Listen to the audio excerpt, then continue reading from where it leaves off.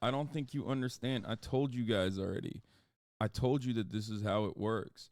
I told you the Gulf state leadership and the Gulf state population are not aligned on this issue. Gulf state leadership are a bunch of fucking crooks who have been American dogs in perpetuity.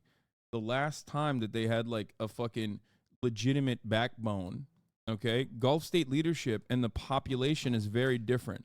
Their opinions are very different. Their reaction is very different.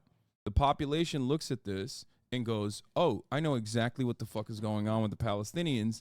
They're just like me. Okay? Why can't you attack Israel in the chat? What do you mean? We ban people that are outwardly saying dumb shit because there's like a million different fucking monitors in here looking at any opportunity they can to fucking claim that people are being anti-Semitic. If you don't recognize that by this point, I don't know what to tell you. Since day one, I have been incredibly even-handed and incredibly tempered in my coverage. I've been incredibly even-handed and incredibly tempered in my coverage for obvious reasons, even though inside of me a fire burns, okay?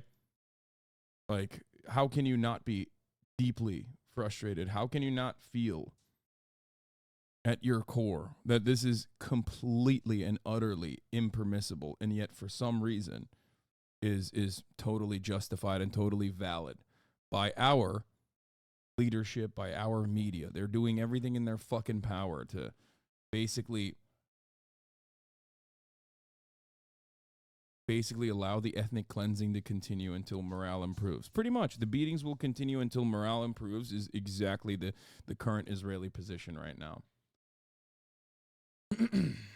Democracy Now! just covered the U.S. official dude that quit over supplying Israel arms and confirming how U.S. officials were told not to have any ceasefire stance. Yeah.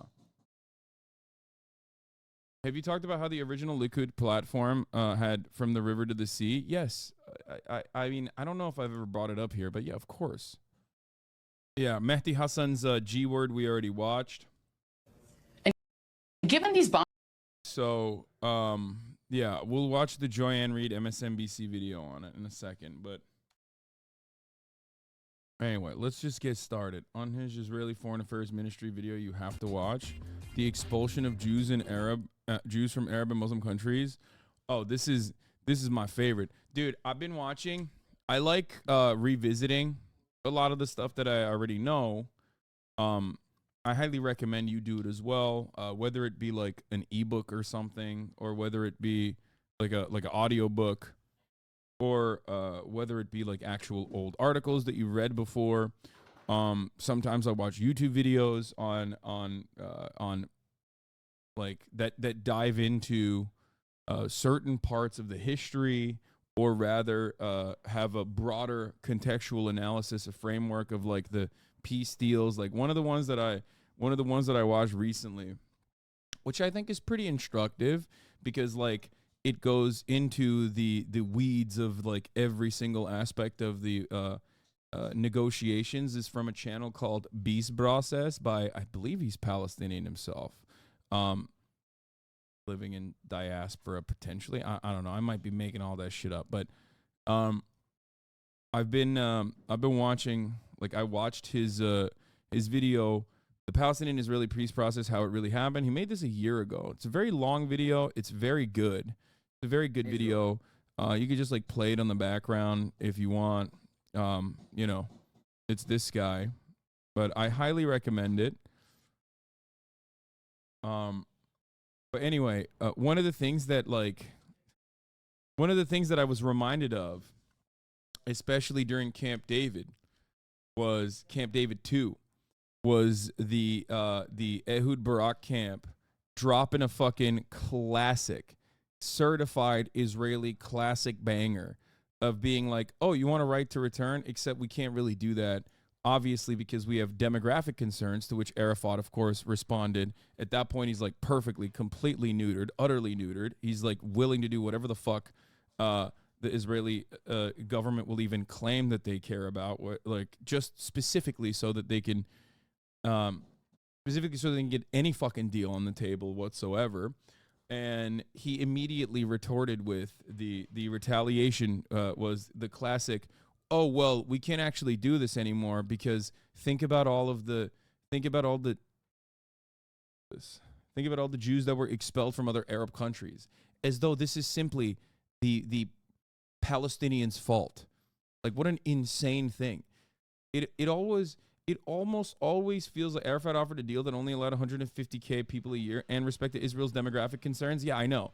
To which he said, we can't even do that deal anymore either because guess what? All the Jews were actually expelled from Arab and Muslim countries. And it's like every part of this process, if you are honest, if you are earnest, if you are legit, if you are literally not just looking at this with like the hypercritical, hyper Zionist lenses, okay? If you're not reading, like, no matter how much of a psychopathic moron you are, no matter how much of a bloodthirsty moron you are, okay? Unless you have been conditioned and primed your entire life from like middle school onward, okay? It is almost impossible for you to look at every single aspect of this conflict and leave feeling with the idea that like what happened in more recent history to the Palestinian Authority versus Hamas is not like the actual unofficial yet actual way of dealing with the Palestinian Authority in general, like whoever it was at any given moment. It all comes back down to this being an ethno-state and its necessity. It has to be an ethno-state. And it all comes down to might is right politics. You cannot look at the history of this conflict and literally come out thinking, oh man, Palestinians sure are fucking violent, rabid dogs in this circumstance. It's like pure fucking projection. And it blows my goddamn mind that people just like still try and make this assertion over and over again.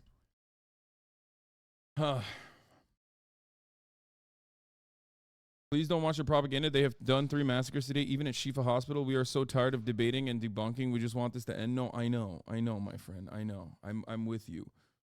Okay? I'm with you. I know. Really fucked up.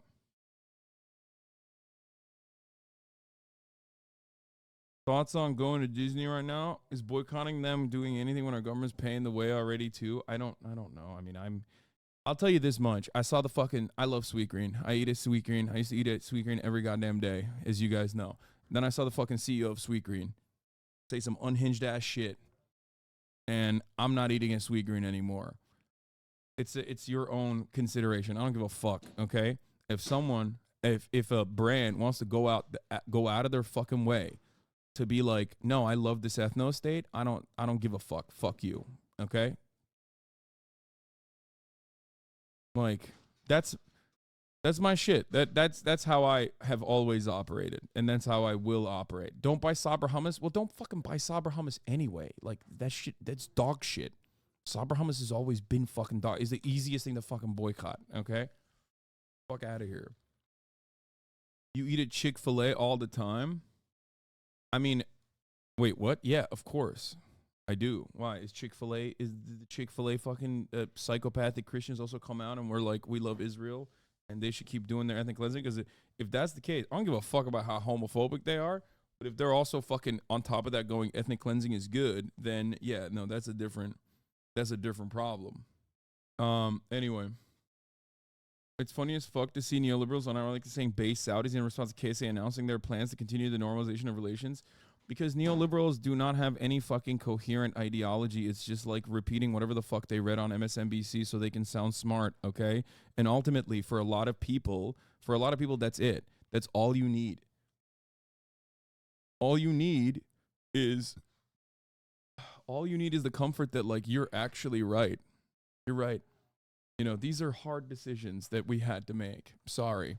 These are hard decisions that we had to make time and time again. There's no reason for historical context. There's no reason for any kind of analysis. There's no reason to understand anything, really. Just repeat whatever the fuck is coming from MSNBC, add a couple edgy slurs in there, okay, into your commentary, and all of a sudden, you're not like MSNBC. You're doing something totally different. You know what I mean? Except, no. Wait, so homophobia is okay? No, of course homophobia is not okay. Shut the fuck up. Actually, you know what? Yeah, it is okay. All right, that's right. Yeah. Yeah, I've decided. It's fine now. Until the gays get together and fucking organize a BDS against Chick-fil-A, I'm still eating there, okay? Uh, the the one dude, maybe not the gayest dude we know, but you know, one gay man that I have on this broadcast daily can't stop eating that garbage. Okay? Anyway, I don't want to start off with this one, but yeah, I posted this. I tweeted this last night, and like everyone is mad, I guess. Free Palestine from the river to the sea means Palestinians no longer live in an apartheid state and are free of the occupation and have equal rights and representation, not genocide of the Jews, just like Black Lives Matter never meant white lives don't matter. Okay? And people are so desperately being like, no, that's actually false. It's genocide. And it's pure projection, dog. It's pure fucking projection. This, on the other hand, is anti-Semitic. The conflation between anti-Zionism and anti-Semitism is one that the ADL in Israel uses regularly. They claim Israel represents all Jews, and there's monolithic support from all Jews for Israel. This is not the case. It's anti-Semitic. Okay? Louis Keene, the Jewish history mural outside of Cantor's Deli, an iconic Los Angeles restaurant, has been open longer than the state of Israel has existed, was defaced with graffiti last night. Yeah. Like, you don't have to fucking go to like Jewish institutions or Jewish areas and fucking say free Palestine.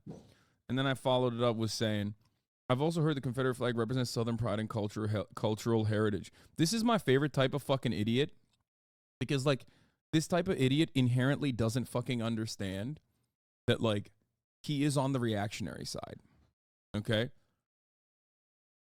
He's like, oh man, yeah, Southern pride and cultural heritage. That's right, because Palestinians fighting against an apartheid state is the same as like, as slavers trying to do slavery.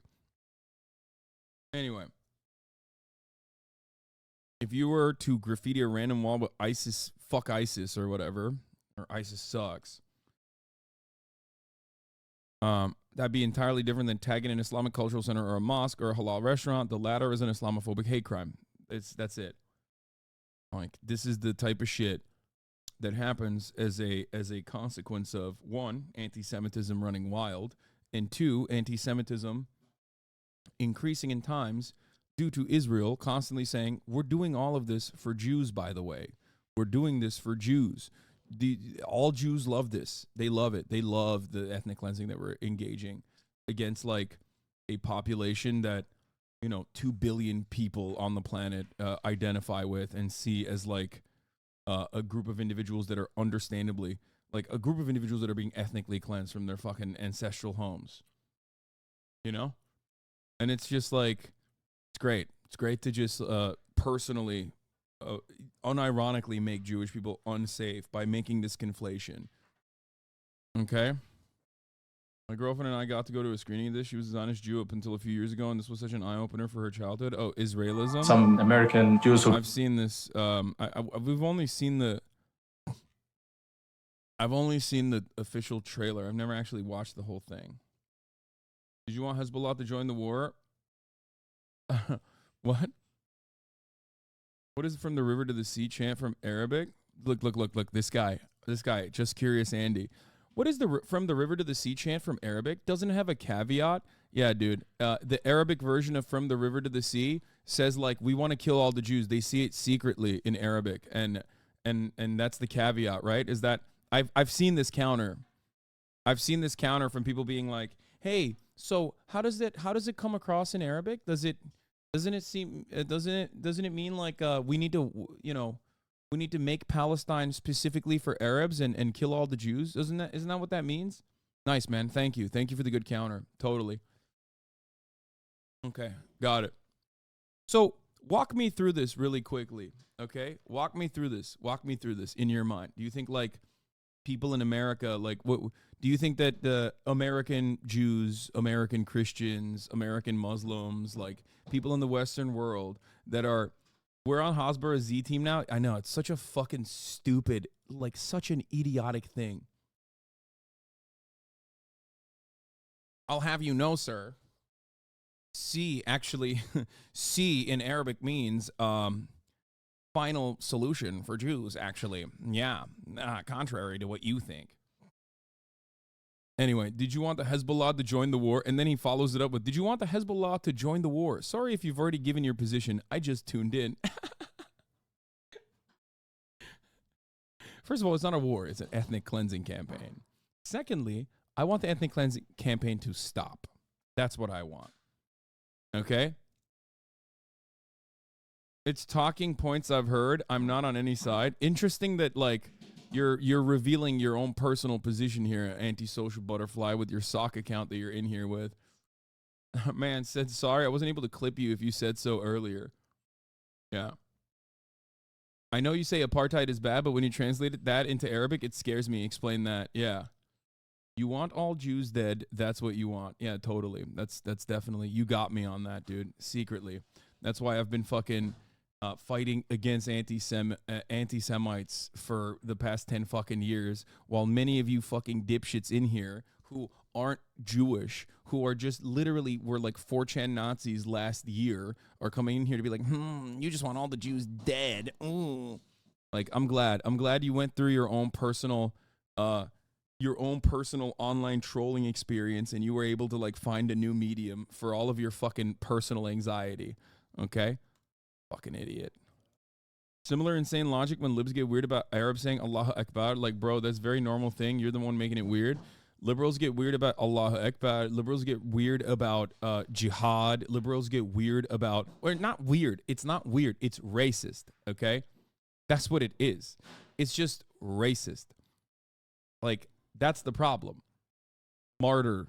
The concept of martyrdom and martyr. People look at that and go, dude, I fucking know. Actually, I know what you're doing. Like you're saying secretly that those Palestinian babies were fucking Hamas. Like, they got martyred.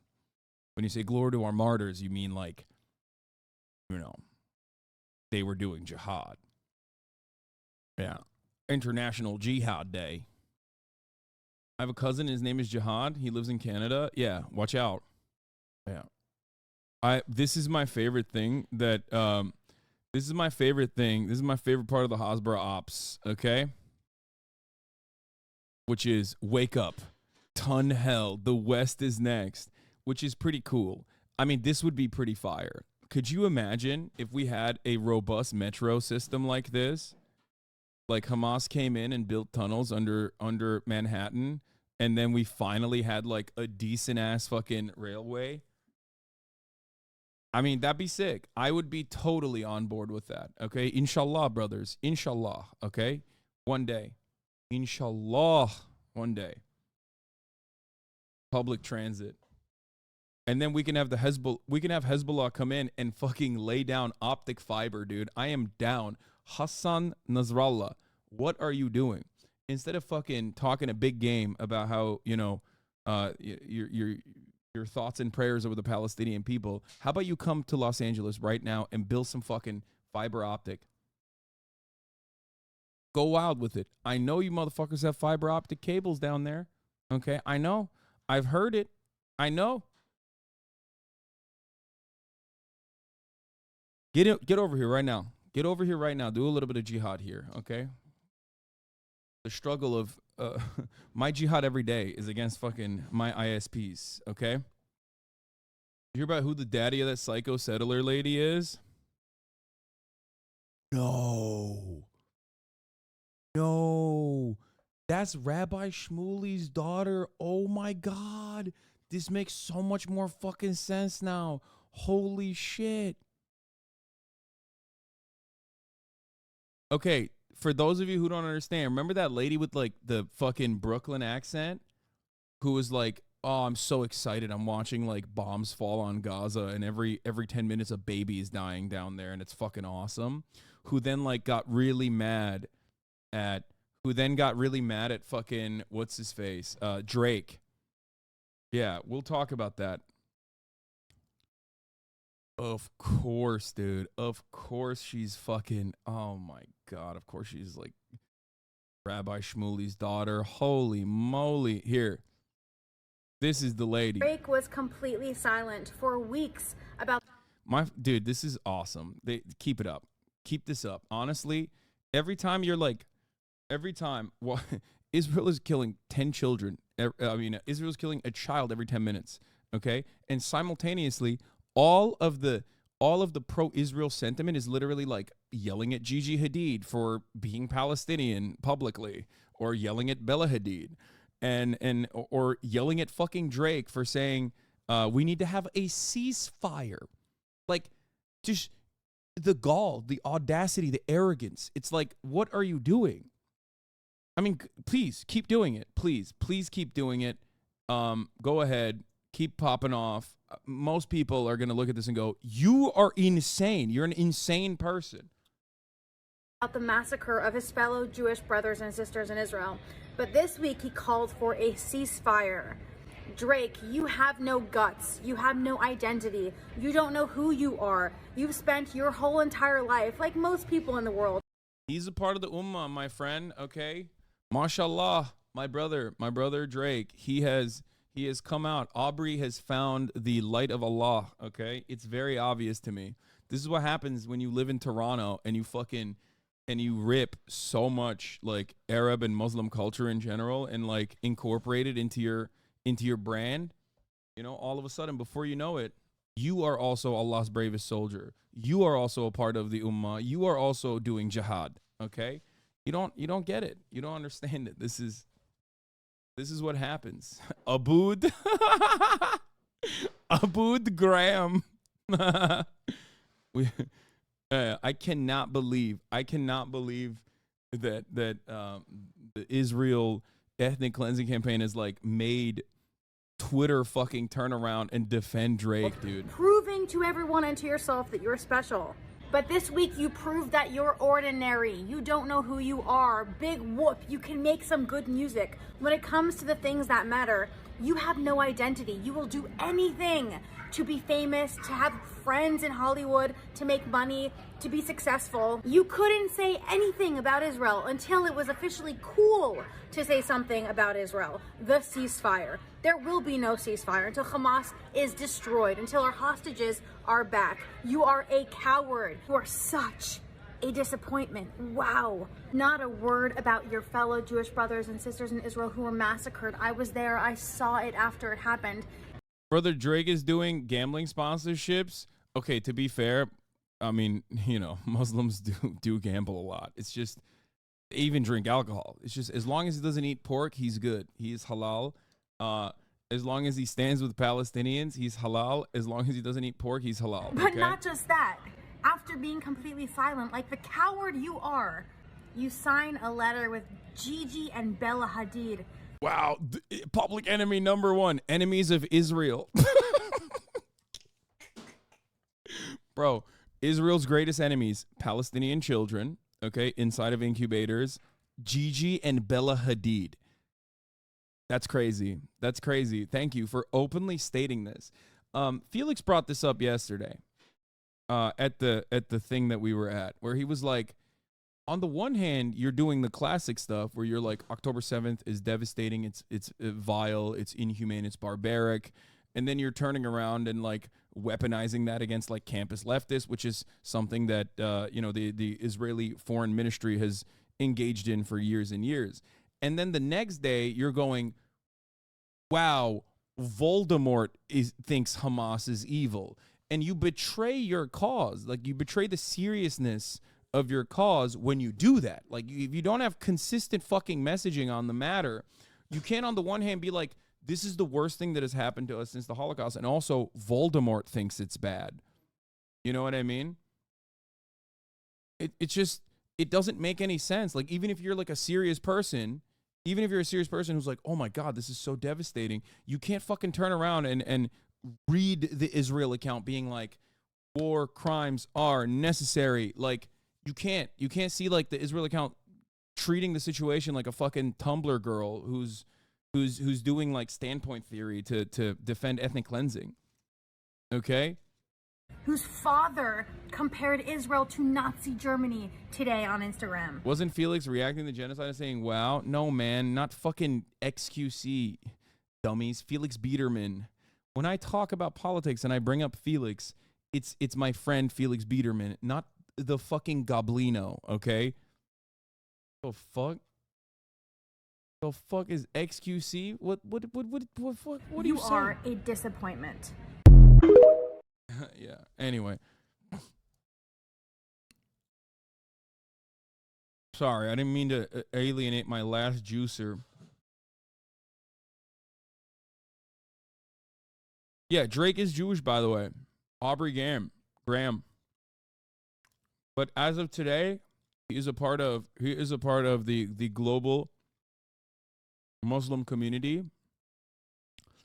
I believe I speak for all Muslims globally when I say, at least for the time being, until he says some like corny ass shit or does some like fucked up shit again, DJ Khaled, out of the tribe. You're done. You're done. DJ Khaled, you're done. I don't know you. I don't want to know you. I never knew you, okay? We're swapping. We're swapping DJ Khaled with Aubrey. What did DJ Khaled do? It's more so what he didn't do.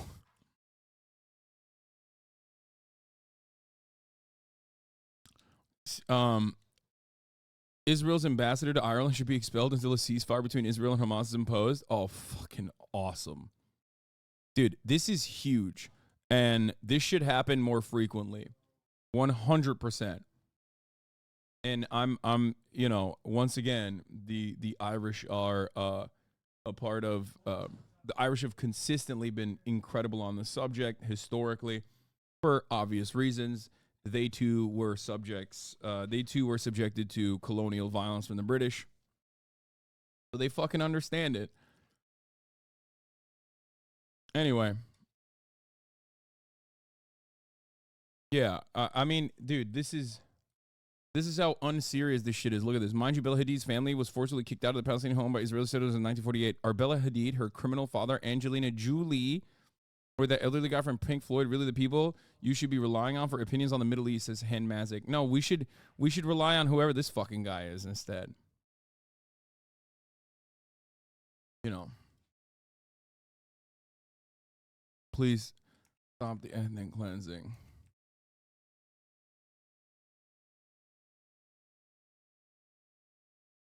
Haircut example. Hasbara operations crumbling. West.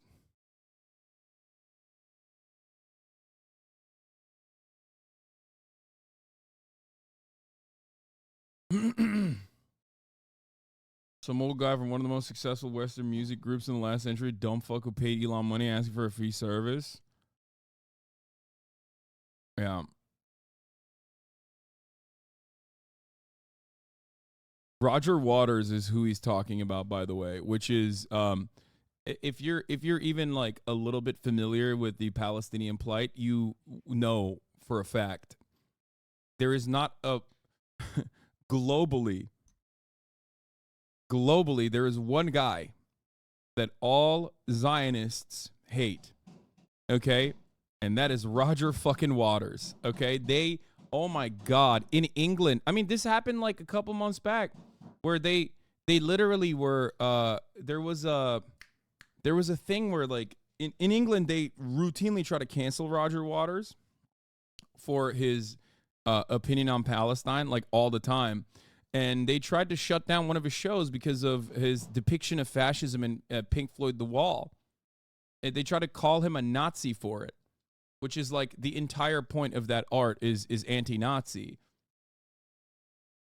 So, you know, that was in Germany. Yeah, exactly. It's so insane. It's so fucking stupid. He's the Jane Fonda. Yeah, exactly. He's like Jane Fonda of the Zionist community, 100%. Like the I'll never forgive you, Jane Fonda. The Vietnam rememberers hate Jane Fonda to this day, just like the defenders of Israel hate Roger Waters. Also, we're still on it, but here, this is censored, luckily. But CNN on the IDF claims that they bombed an ambulance convoy because Hamas was using the ambulances. The evidence that we're getting from the Red Cross does seem to contradict that. It's they, instead of trying to fucking claim that like Islamic Jihad did it again, this time they were like, yeah, we did it. So what? It's actually Hamas. A convoy that was heading south towards the Rafah crossing. The Red Cross had been informed that the convoy was leaving the hospital towards the Rafah crossing, and perhaps most damningly, we've just been hearing, Jessica, from the Red Cross, who confirmed that they had been given information about this particular convoy that was due to leave the Shifa hospital on its way to the Rafah crossing. What we know about the attack is that there are several casualties, many wounded as well, and that this does appear now to have been a convoy of wounded Palestinians. Yeah. Yeah, 100%. And they openly confirmed it, by the way. This fucking... Could be more...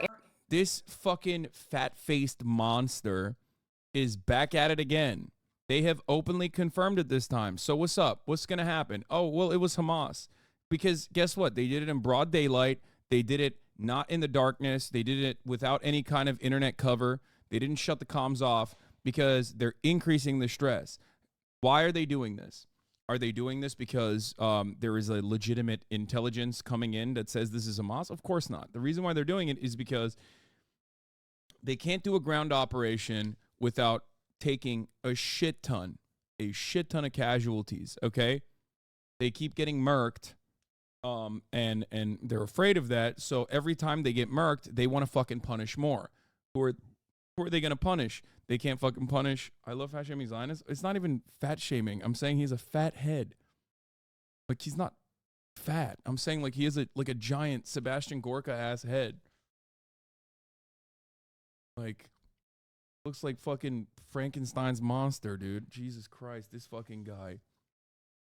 The joke I made last night was he looks like Trump's remaining last Catholic lawyer. That's what he looks like.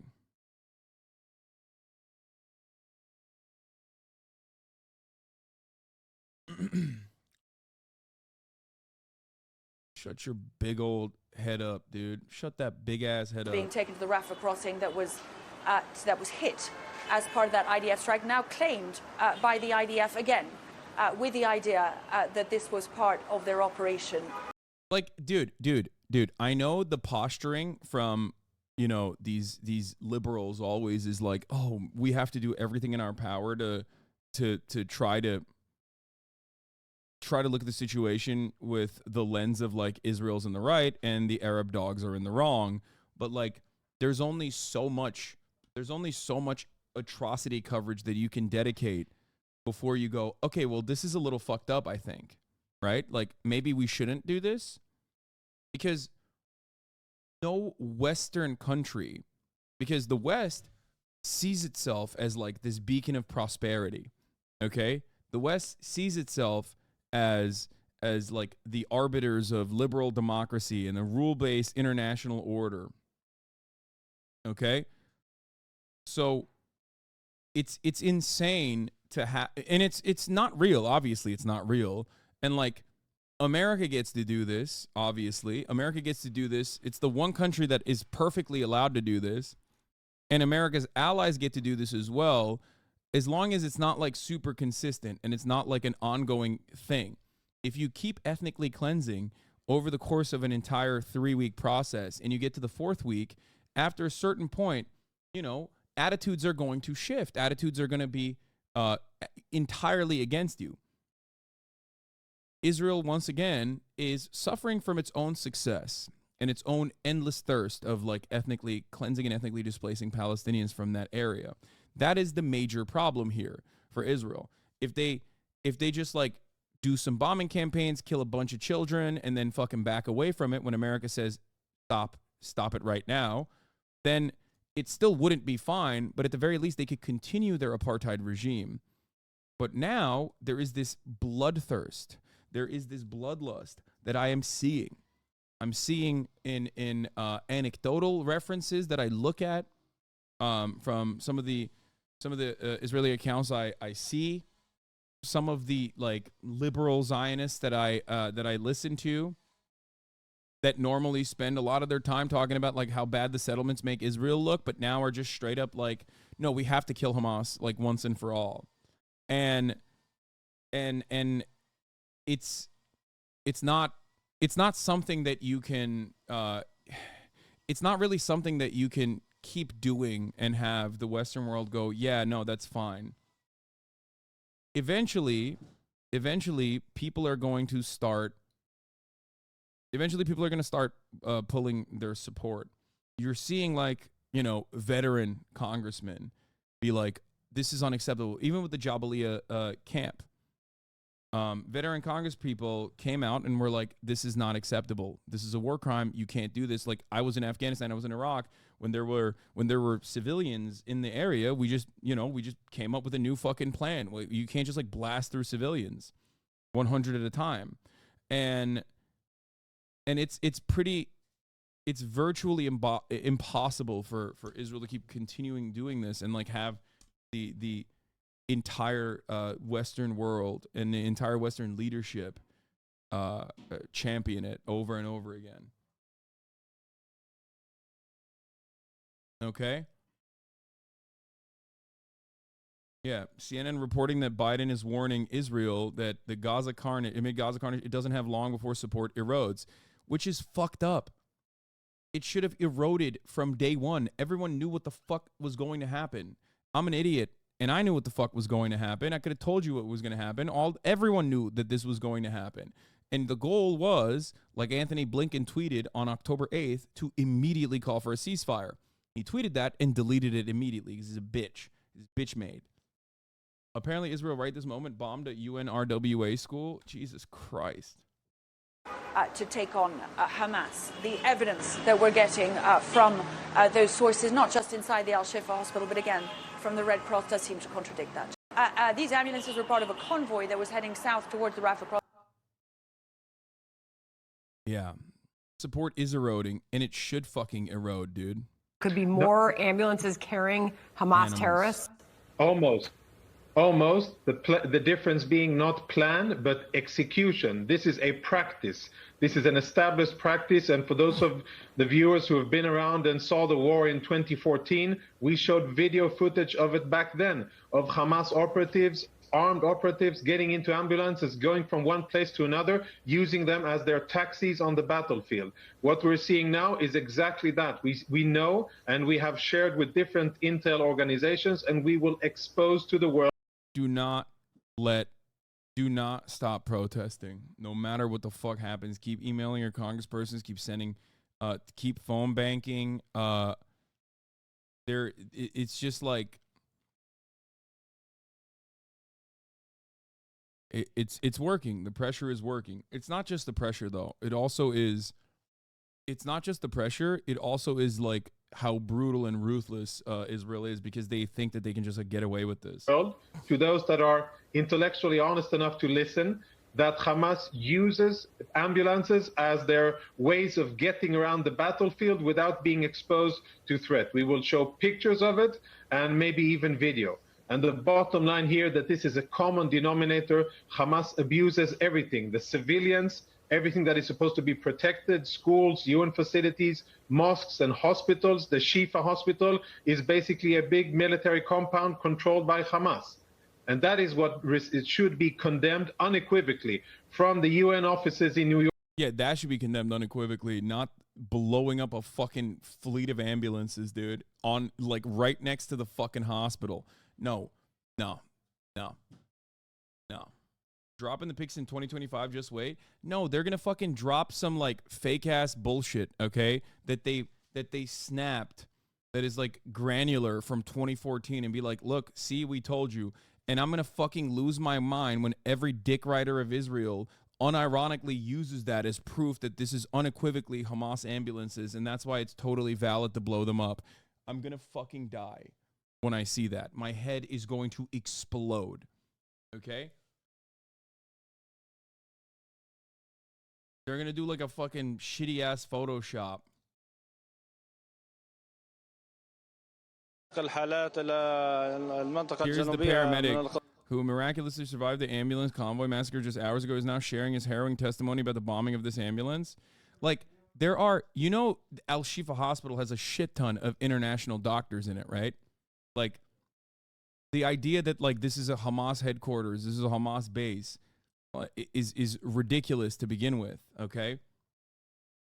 Like, there are white people there too, guys, okay? If you don't want to fucking trust the scary brown Arabs, okay? There are white people there as well. What the fuck? الحالات إلى المنطقة الجنوبية من القطاع ويعني وإحنا في طريقنا On our way to near the junction near Road 10, we found the road closed by dirt mounds. لقينا الطريق مسكرة بالردم وضرب صاروخ زلنا في الأرض فما قدرناش نمشي يعني فبكلم الشباب زمايلي اللي معايا بقول لهم بدنا نرجع I said we have to turn back because the road is rough نمشي فيها أو في صاروخ and we can't drive through it and there's a missile creating holes in the ground. فقررنا نرجع كلمت الإدارة عندي. I called the operations center and informed them. Yeah, they're gonna say like they intercepted the phone conversation again, and in the phone conversation he's gonna be like, Ahmed, I promise, bro, I love taking over ambulances. I love doing Hamas stuff and taking over ambulances. And then everyone's gonna be like, well, there you go. Here is the fucking proof. Here's the fucking proof. Once again, we should kill everyone in Gaza. That's like the ultimate goal, right? I mean, it's totally justified, it seems. Yeah, the fake phone call I showed you guys yesterday was perfect. Like, come on, guys, don't forget about 9/11. The Turkish guy with the weirdest accent I've ever fucking heard in my life, where he's like, go back to Auschwitz. Don't forget 9/11. We're here to fuck up America, guys. Like, that's what the Turkish guy was saying before the Israeli shock troopers fucking, jumped into Mavi Marmara that cut through the blockade with humanitarian aid and slaughtered like 11 fucking humanitarian aid workers. You know? What? Explain what? U.S. officials have asked the Israeli military to explain its deadly airstrike on the densely populated Jabalia refugee camp in Gaza this past week, according to the U.S. and Israeli officials. Yeah, explain. They don't have to explain shit, dog. They don't. You have to stop them. You have to stop them. That's it. You have the power to stop them, and you're not, because you're a fucking piece of shit, garbage, monstrous, genocidal freak. Okay? York, all the way down to World Health Organization and the Red Crescent and the Red Cross. They are violating the sanctity. Dude, what the fuck? He's saying the Palestinian Red Crescent, the Red Cross, and the World Health Organization is Hamas. They're collaborating with Hamas. In the special status and protection, which is supposed to be provided to ambulances on the battlefield, which we respect, but that protection is void in specific cases when we see and perceive a threat and when we see that they're abusing it. Real quick, I want to ask you about the regional conflict and the possibility this is going. That's insane, dude. It's insane. It's insane. Every single fucking thing. Yeah, World Health Organization, more like World Hamas Organization, right? Exactly. Thank you, Chatter, for that joke. That was a good one. Yeah, the Ha stands for Hamas. Yeah, I know it. Going to escalate further in the region, but do you know specifically how many? I love that Fox News is just like, yeah, totally. I believe you. Thank you. Thank you for telling me. There is no equivalence to this, right? Like, there's no foreign nation that just like has a fucking permanent spokesperson that basically is sitting inside of the fucking headquarters of like any given American media platform that they immediately call upon to contextualize the unjustifiable ethnic cleansing campaign's newest iteration. Blinken also said he wants Israel to minimize Palestinian civilian casualties. Fucking animal, dude. He should be saying Israel should eliminate civilian casualties. Exactly. Yeah. That's what he should be doing. He's not going hard enough, dude. Blinken should be saying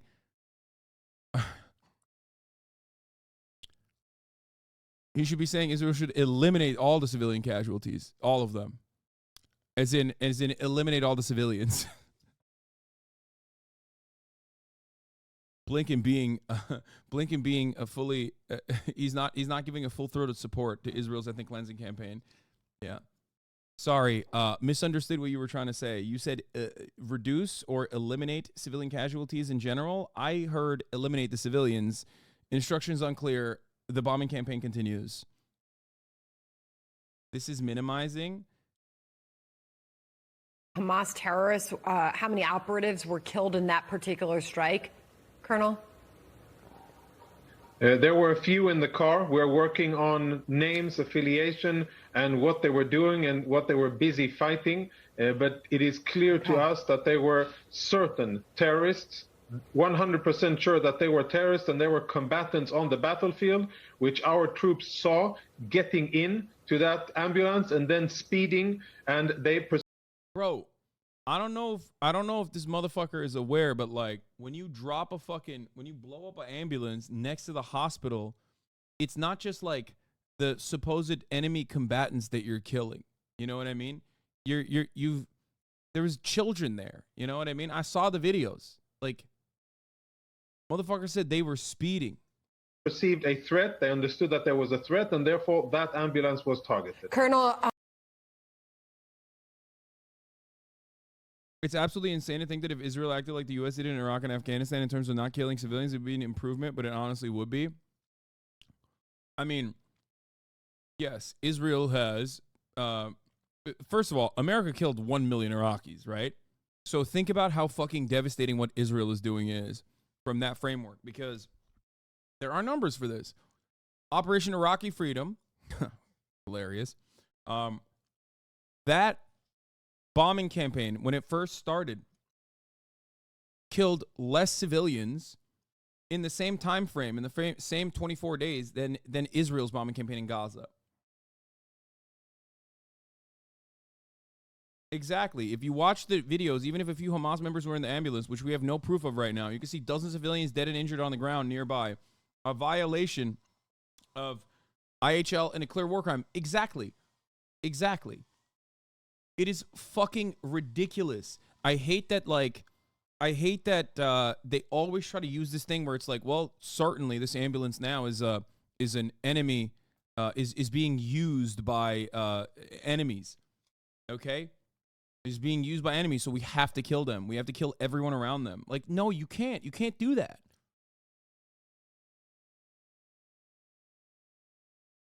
I'm just here to listen to the bullshit Hassan is going to say now. Do you mean Hassan is in, like, Nasrallah, or do you mean me? Are you trying to racistly say that I'm the double S Hassan? I love looking at an ongoing ethnic cleansing campaign and being like, what's my least favorite political commentator who thinks this is morally repugnant have to say about this? So I just sit here. I can't wait to sit here and be like, actually ethnic cleansing is good and necessary. I'm really smart, by the way. Anyway, here's the... We return the patients back to Shifa. He told me, but we have coordination and we were given the green light. I said, despite that, we can't continue to drive because the road is rough. And the ambulance isn't moving. Heading back, I reached Abu Mazen Square to Ansar. Once the ambulance went up from the road, from the coastal area, they hit the hood, hitting the engine itself. I couldn't endure the hit and got injured in my feet. I saw my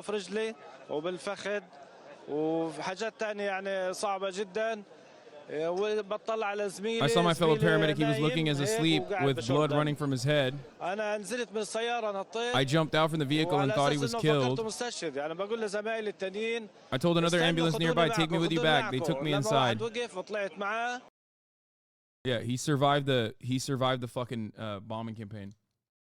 At this point, they can't even make the human shield argument. They're going out of their way to attack Hamas in the most densely populated areas they can. Hamas by proximity. I mean, that is the... Guys, if you know anything, if you have any understanding, like even a novice, like if you have an intermediate understanding of the conflict, you recognize that this is completely unacceptable, and it is a very consistent principle behind trying to desperately justify the ethnic cleansing campaign that Israel is engaging in. They've done this time and time again. The goal is always to fix the demographics. The goal isn't and to take over more land. The goal is not to, criticize Hamas or attack Hamas or whatever the fuck. Anyway, we're going to talk about the Hezbollah leader now. Hello and welcome to Verified Live. Israel says its troops in Gaza are engaged in face-to-face combat with fighters from Hamas. The Israeli military says its troops have now completely encircled Gaza City in the north of the territory, almost 4 weeks since the start of this war. The US Secretary of State, Antony Blinken, has been back in Tel Aviv as Washington increases the pressure for a humanitarian pause. Antony Blinken talked about Israel's right to defend itself, but also the need for concrete steps to minimise harm to civilians in Gaza. Meanwhile, the leader of Hezbollah, like Hamas, a prescribed terror organisation, has spoken in Lebanon. Hassan Nasrallah praised the Hamas attacks and said the possibility of total war is realistic. One other important line to update you on: more foreign nationals have been getting out of Gaza at the Rafah crossing point into Egypt. 124 British nationals are on the list of people who are being allowed to leave. Well, the Hamas-run health ministry in Gaza says more than 9,000 people have been killed in the Strip since October the 7th, after Hamas killed 1,400 people in the attacks in southern Israel. Well, we'll be covering all the latest developments here with my colleague, the BBC's chief international correspondent, Lise Doucette, and she joins us from Jerusalem. Lise, over to you. Yes, and welcome back to Jerusalem. We had a few hours ago a split-screen moment here across the region with the U.S. Secretary of State Antony Blinken addressing the press after his meetings with Israeli leaders, emphasizing how much the United States would do to assist in easing the suffering of Palestinians and working, he said, with the U.S.'s partners in the region to avoid an escalation.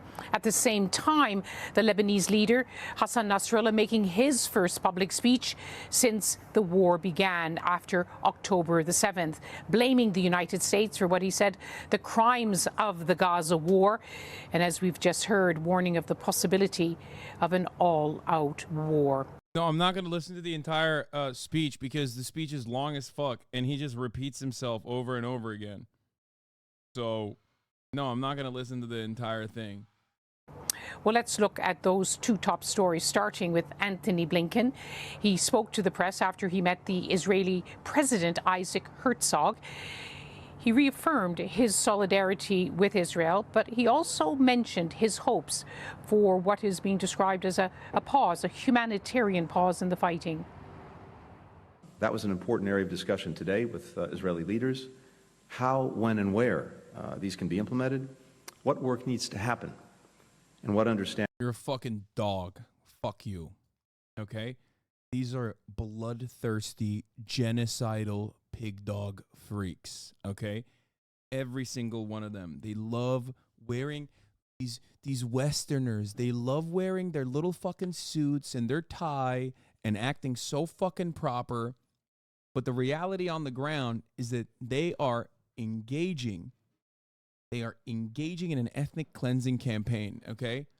Remember, the aesthetics of it, due to so much Orientalism, is that Arabs are the barbarians, right? They're the barbarians. They wear, like, clothes that are not Western, and you know, they give off the presence of poverty due to obvious, you know, external factors, but they're somehow lesser than human. Meanwhile, the people that are dehumanizing them are the ones who are wearing the suits. They speak like you. You understand what they're saying. They speak with liberal language about how unfortunate the human casualties are. Meanwhile, what they're fucking doing is justifying an ethnic cleansing campaign. Aren't you dehumanizing them in the same light that you wouldn't want be given to Palestinians? Dude. This is dehumanizing a fucking Nazi for the crime of being a fucking fascist. Suck my dick if you can't comprehend the difference there. Okay? I can't believe I would dehumanize the Secretary of State. Come on. And it's not for an inalienable, or it's not for some unchangeable quality that I am fucking saying that they're disgusting pieces of shit. Okay? It's a quality that I want them to change, which is, again, to take a stand against ethnic cleansing. Okay?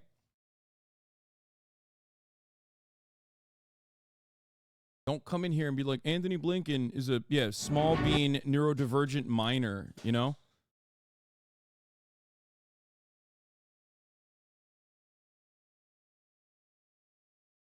It's ridiculous.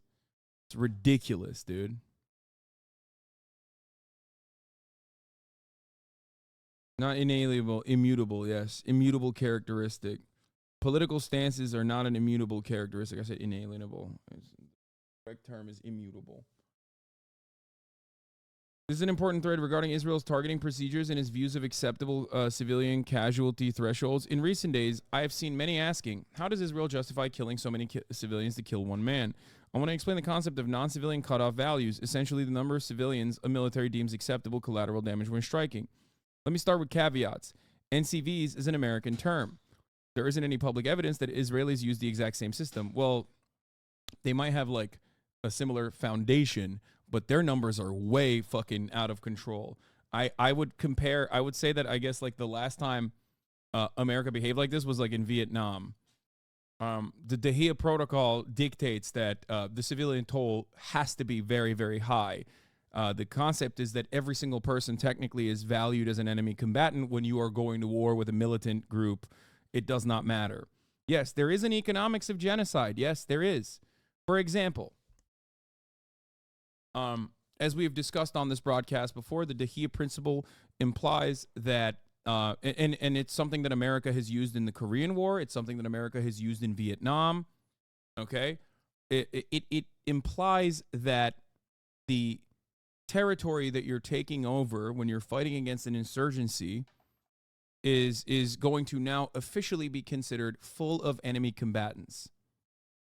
The Dahia doctrine, not the Dahia principle. Thank you, Elent News. So every single building, every single civilian infrastructure, blow it all to shit.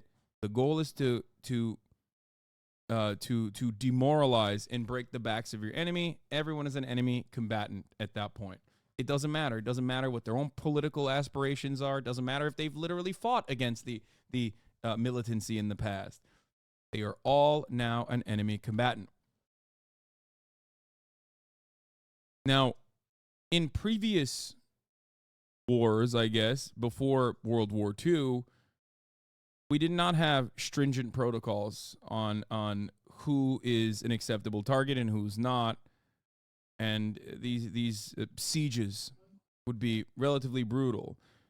And then we wrote rules on how to wage war, and then America, of course, violated those rules every step of the way. I would go so far as to say Israel's violation of those rules is even more bloodthirsty than even America's violations of those rules. If you are looking at the actual respective population numbers and also how small of an area that they exist under, and also how much control Israel has over that occupied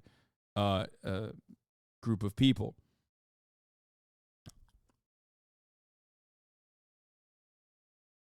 Okay, here. But their system was based on the US-UK one, so something similar likely exists. Israeli war lawyers I have spoken to say they aren't as explicit. I'm not a lawyer, and I'm relying heavily on two brilliant books, The War Lawyers by Craig Jones, The War Space, who fact-checked this thread, and The Bodies in Person by Nick McDonald, plus conversations with Mark Gerlasco, who is, of course, friend of the show, Mark Gerlasco, who works for Human Rights Watch, who I've talked about before.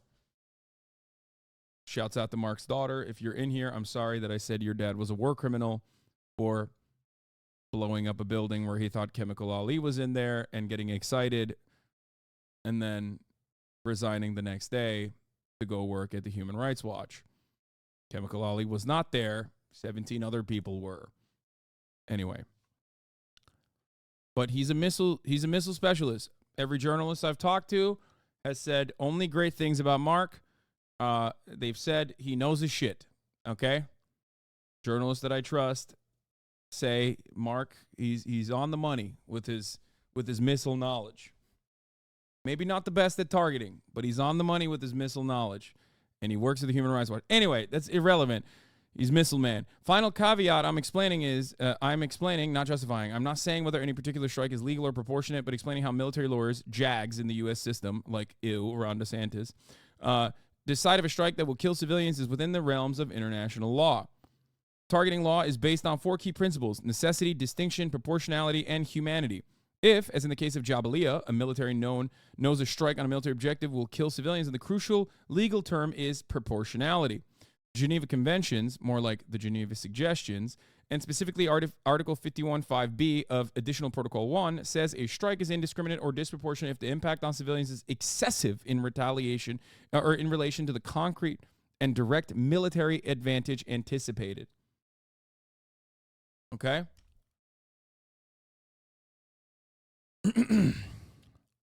So here it is. These are considered indiscriminate. A, an attack by bombardment by any means, any methods or means which treats as a single military objective a number of clearly separated and distinct military objectives located in a city, town, village, or other area containing a similar concentration of civilian or civilian objects. And B, an attack which may be expected to cause incidental loss of civilian life, injury to civilians, damage to civilian objects, or a combination thereof, which would be excessive in relation to the concrete and direct military advantage anticipated.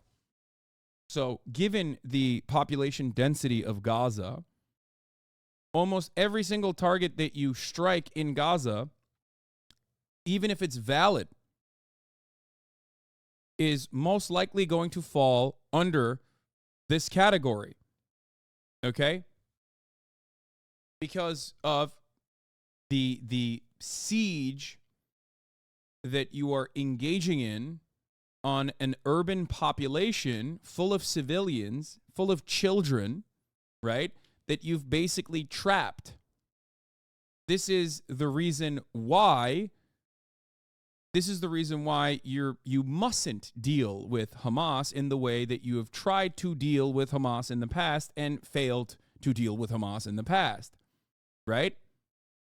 That's why it's not necessarily dealing with Hamas every single time that since pulling out of the Gaza Strip, every single time that Israel has engaged in bombing campaigns within the Gaza Strip, they've considered that to be mowing the lawn and not necessarily dealing with Hamas, even though the military objective always is, we are eradicating Hamas this time.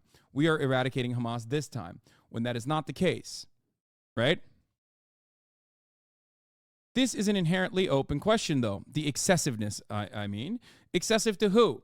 Like, some might consider the top of the hour ad break to be excessive because there are not that many people that are maybe subscribed and they will see the 3-minute ad break. I do not.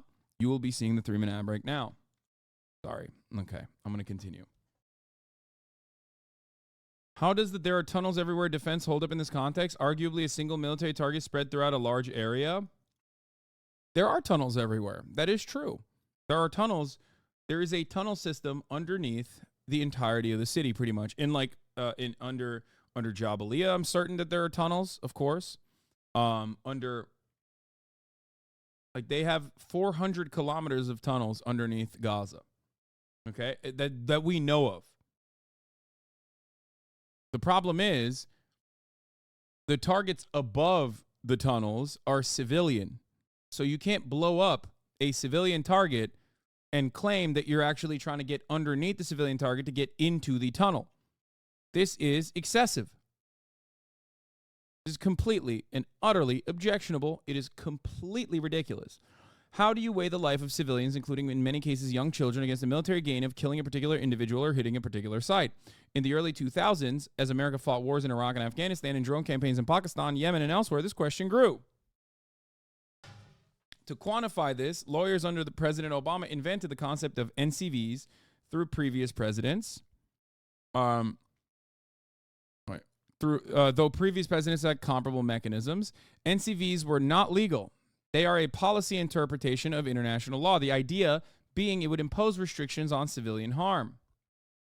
In practice, over time, it became a system by which the U.S. military and its lawyers decided how many civilians was proportionate. If a strike was expected to kill 8 civilians and the NCV was 10, it would go ahead. Strikes with a higher than typical expected number of civilian deaths, NCV +1, were not absolutely prohibited, but they required specific permission from the U.S. Secretary of Defense and President. And they were given, by the way.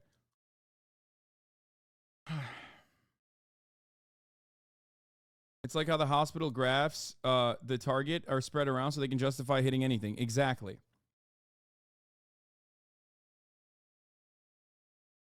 Yeah, also, if you know anything about prior airstrikes that Israel is engaged in, you know that the airstrikes actually don't hit the tunnels at all.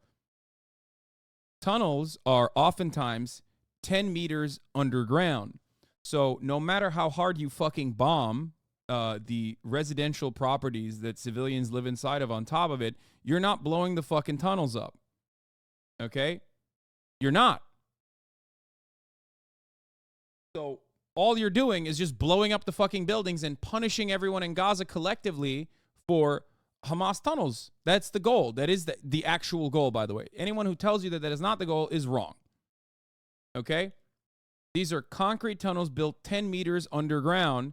The only way to blow them up is by actually finding the entrance of a tunnel, and dropping a bomb inside of the tunnel from said entrance, or different kinds of munitions that you can use, like bunker busters, which Israel does use, except they use it only after they have completely reduced an entire area to rubble and have pushed everyone outside of said area. They do it and not inside the densely populated Gaza Strip, but usually on the outside of the cities, the city structures that exist.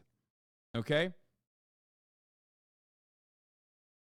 I don't know how advanced Hamas is to create tunnels below heavy structures. The distribution of the weight itself would collapse the foundation of a structure.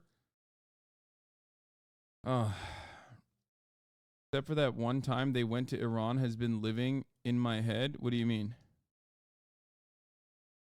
Palestinians don't want Israel to exist. How can they live together in peace? How do you respond to they voted for Hamas? Palestinians don't want Israel to exist. How can they live together in peace? My friend, read anything. Like, read the Wikipedia pages. Read Wikipedia. I normally would not say that, right? But in this circumstance, just read the Wikipedia. Like, it's virtually impossible for you to literally look at the situation and maintain that same position that, like, Palestinians simply don't want Israel to exist. It's pure projection. There's one party that holds all the power in this, okay? There is an asymmetry of violence. There's one party that has all the power. It's the party that is currently engaging in an apartheid regime against the Palestinians. And time again, Palestinian leadership has capitulated to the demands, no matter how fucking unreasonable they are. And even then, the Israeli administration would turn around and either have a swap from the Labor Party to Likud, or a more moderate party or a more moderate leader would come in, even though that leader would also follow along with the exact same fucking strategy of undermining and ruining the collaborative elements within the Palestinian leadership, specifically pushing a broader swath of the population directly towards violently pushing back against Palestinians. One pivotal moment is like when Israel pulled out of Lebanon. Meanwhile, they were trying to have fucking talks with Yasser Arafat. Why the fuck would Palestinians ever look at that situation and go, well, okay, Israel couldn't do shit to Lebanon and they fucking fought back violently. Why the fuck wouldn't we do that? Like, what's happening? They're not doing anything. We're trying to fucking collaborate. Our leaders are getting absolutely dicked down every time we fucking sit at the table. They're getting ruthlessly humiliated in the deal-makings process. America, they're supposed to be siding with the Palestinians at least a little bit, keeps hanging them out to dry. The population sees that. Israel is the wrong. Thank you. I mean, there's two concepts here that you asked me a question. There's two concepts you asked here. Okay? They voted for Hamas is not adequate for ethnic cleansing. There is no legally permissible ethnic cleansing. You can't fucking nuke the entirety of Israel because 83% of the Israeli Jewish population is perfectly comfortable with civilian casualties in the way that Israel's currently engaging in Gaza in as a retaliation for October 7th. You can't nuke Israel and go, sorry, 83% were polled by the Israeli Israeli Democracy Institute, and has decided that Palestinian fucking casualties, civilians, is fine with them. That's not moral. That's immoral. You can't do that. Okay? So that's number one.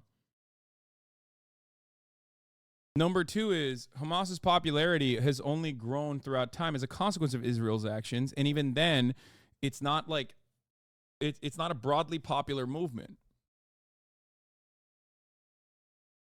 They've never reached a fraction of the popularity that Arafat had, the PLO had. Never. They might be more popular than ever now as a consequence of Palestinians seeing that there's nothing, there is no one out there to help them, to save them. You won't recommend Wikipedia after this? What is this? Course Zionist editing on Wikipedia? I mean, it doesn't matter. It doesn't matter. It doesn't matter. It doesn't matter. No matter how hard you try to fucking edit Wikipedia, I'm telling you. We looked at it. We looked at the Rachel Corrie situation. Wikipedia in its entirety still, of course, favors whoever is fucking editing it as aggressively. And of course, Israeli Foreign Ministry has a genuine interest in making sure that it's like, genuinely making sure that it's like as the least amount of moral objectionability that you can point to, but the actions are so glaringly obvious and so ruthless and so awful that it is virtually impossible, even if you fucking read the Wikipedia pages, to come out of that equation thinking, oh, dude, yeah, no, Palestinians deserve the situation that they're in. Anyway, this became the way in which advanced militaries, particularly U.S. and others, decided whether a strike was proportionate. This is not to say they did not try to prevent civilian harm in other ways. They did, but the NCV was a key factor. From the beginning, critics says it was pretty arbitrary. There was no fixed rule on what the number was. It changed over time depending on the decision of the political and military leaders. It was not even the same in different war zones at the same time. At one point, American NCVs allowed killing 10 civilians in a strike in Iraq and Syria, but none in Afghanistan. Even with coalitions, member nations applied different rules. During the war against ISIS, for example, the Belgians were understood to have a figure of 0, meaning no strike took place if a civilian would be harmed. The American figure, though classified, was far higher. Now let's return to Israel. Generally, Israel, like the U.S., has looser rules regarding civilian harm than other advanced militaries. Okay? The U.S. and Israel tend to have more permissive rules of engagement for targeting than non-U.S. NATO members. But each strike against a large non-dynamic target will typically be signed off by a lawyer. Jones outlines how they operate inside Israeli military meetings. I'll tell you something about like the legally permissible kills. The IDF has openly stated that in the Great March to Return in 2018, where Palestinian civilians, no weapons in sight, no Hamas in sight, openly, peacefully demonstrated as they walked towards the fence, the border wall that separated Gaza from Israel proper, and hundreds of them were sniped by the IDF, and the IDF openly stated, both on their fucking Twitter account, but also IDF military commanders have openly stated to American media that they gave legal confirmations for every single sniping. Every single time a sniper rifle was fired in the vicinity, in the direction, or directly targeting to wound a child, tens of thousands of civilians were wounded egregiously. There was a legal permission given by high command. Okay? You need to understand that.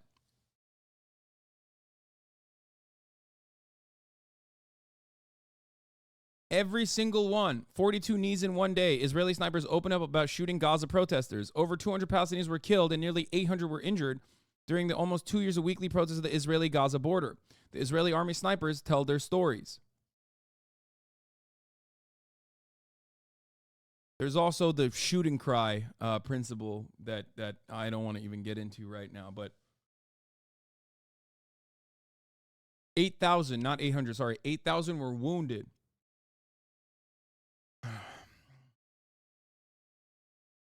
So There's a special page inside each folder. These folders contain a mix of printed and electronic files where the legal advisor writes her/his opinion on the operation, often only a line or two. Sometimes they would be straightforward and the target receives legal approval.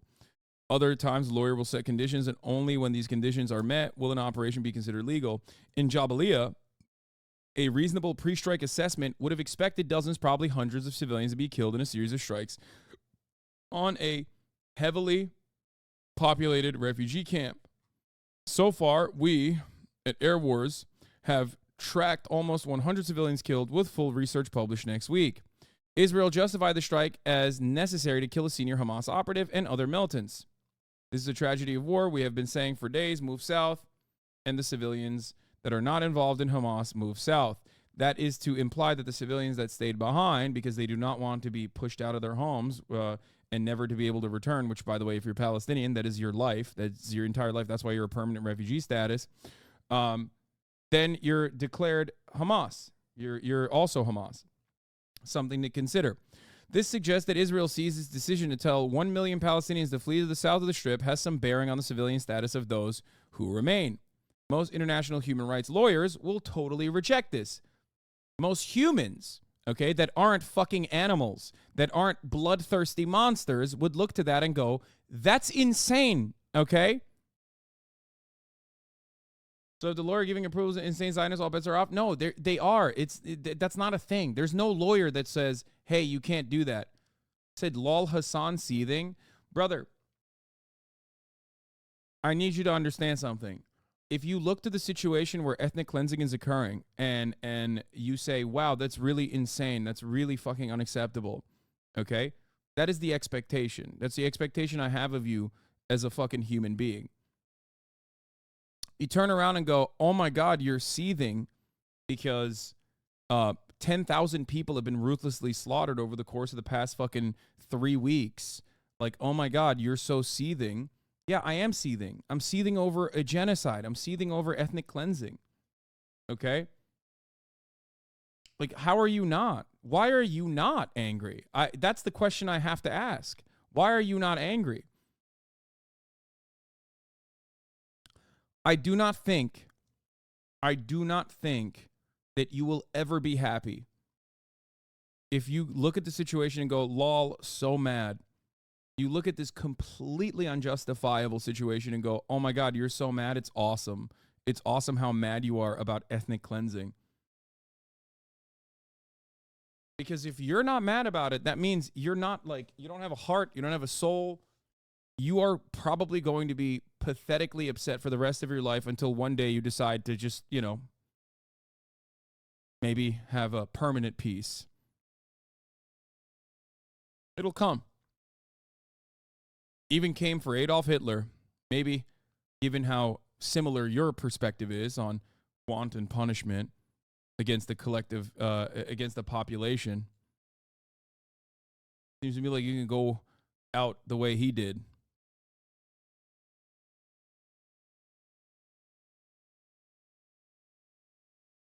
Follow your leader. If this strike was signed off by Israeli military lawyers, despite the expectation it would kill up to 100 civilians, it indicates a major loosening of rules of engagement. In effect, the NCV or Israeli equivalent has radically changed since October 7. Yeah, except, this thread is good. It's informative. It's instructive. Thank you, Elint News, for sending it to me. But, the reason why the rules of engagement have changed is not because they're reacting to the violence of October 7. It's more so that their rules of engagement always were questionable, and the reason for why they were always questionable was because the reason why they fucking bombed these targets is not to actually fucking end Hamas. I'm sorry, I do not believe this idea that everyone in Israel in military command and everyone who holds political power in Israel is the dumbest person on the planet, and they simply don't realize that blowing up 2 million people over and over again after 75 years of brutal occupation, 55 years specifically of the most brutal form of occupation and maintaining an apartheid state is going to, this time around, it's going to definitely end the violent emancipatory need. It's not. It's not. And those leaders know it's not either. They're not doing this because they legitimately want to end Hamas. They know you will make Hamas too. They know how Hamas came to power. This is just a way to make it seem more legally or morally permissible to Westerners who basically are watching from afar and don't understand the full context. And why should they? Because the media doesn't tell them what the full context is. How many times has Western media used the term apartheid state? How many? Because that's what it is. That is the legal designation for Israel. How many times on off seasons or on seasons right now has Western media ever used the term apartheid state? Even Mehdi Hassan, who did a video on the G word, genocide, I don't believe he used the term apartheid state. It is a big no-no. Think about that. Something that is absolutely correct, a legal standard set in previous apartheids, or in the previous last apartheid,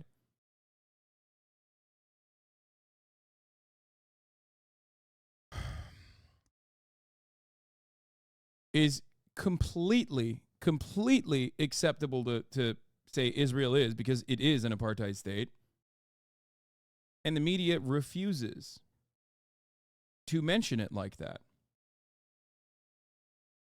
It is a loaded term. It is a loaded term.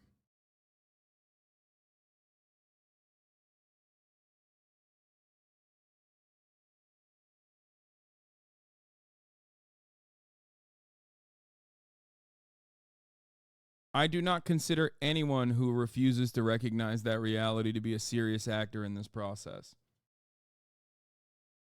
Israeli here, I literally asked a family member of mine if Hezbollah started attacking and things started to look bad, will we fly elsewhere? And they said no, because this is our home. A few days later, they say Gazans are stupid because they don't move south and get bombed.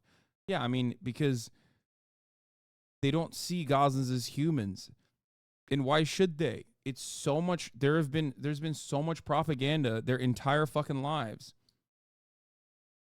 Israeli leadership see Palestinians as a serious threat to a serious demographic threat. This much is clear. They've mentioned this time and time again, very openly. Mehdi Hassan used apartheid in a debate we watched the other day. I know, but did he say it on MSNBC? I was asking a very specific question. Maybe he has. I don't know. But outside of like a select few, like John Oliver, for example, the broad majority of news coverage that talks about Israel refuses to use the technical term that is a legal designation, that is the correct designation.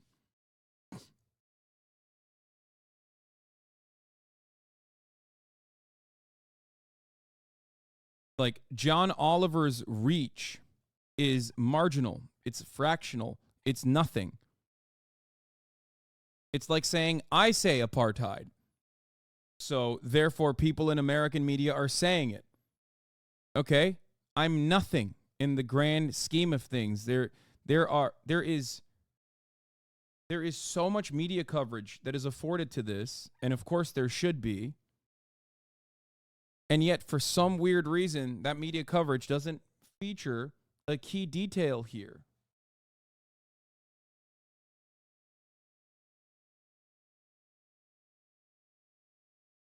Are you going to watch an interview with the Hamas representative? What, the one in Lebanon? I have seen it.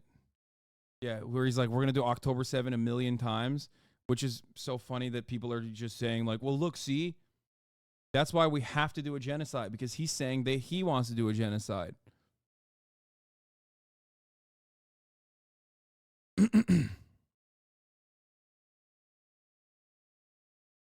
It's a loaded term, but it's basically the most simple thing to understand. If your government segregates people into classes based on race or ethnicity, etc., then it's an apartheid. And that is undeniably what is happening in the most basic terms. It's actually worse than the South African apartheid, by the way. But We don't have to get into it, you know? Do you have any idea why John Oliver's previous video about the previous Israeli-Palestinian conflict a few years ago was deleted? I don't know. I didn't know that that was actually deleted. I saw a local journalist share that video and cite it as a reason to reject any talks for a ceasefire. I lost respect for that journalist. I know. It is ridiculous. The Israeli propaganda going on Reddit too. Top 2 posts on map porn right now. Yeah, I mean, it's really fucking so Reddit to just look at this situation. Democracy index in the Middle East. Rainbow colors in the Middle East. Thank you, map porn. 9,000 upvotes. It's like, first of all, it's so ridiculous to fucking look at Israel as this like shining beacon for gay people when in fact they're currently moving to first of all, you can't even get gay married in Israel. Okay. That's number one. And number two, the IDF literally uses gay Palestinians and chooses to out them. Okay. Specifically to use them as CIs. So that's number two. So it's not like they fucking give a shit about gay people in general. And last but not least, I mean, don't worry. This is just pink washing. It's still an apartheid state. You can be gay as fuck, okay? You can be literally sucking dick on the streets while simultaneously maintaining a violent apartheid state. It will not change my perspective on the brutality of having an apartheid state, okay? Don't matter.